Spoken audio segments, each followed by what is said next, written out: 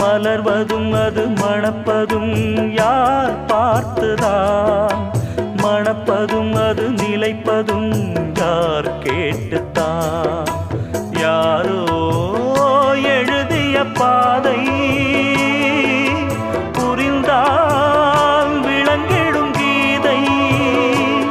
நினைவே விலகிடு, நினைத்தால் விலை கொடு, உறவே உறவிலே உருகியே எழுதடி. ஓ அழகு நிலவு சிரிக்க மறந்ததே,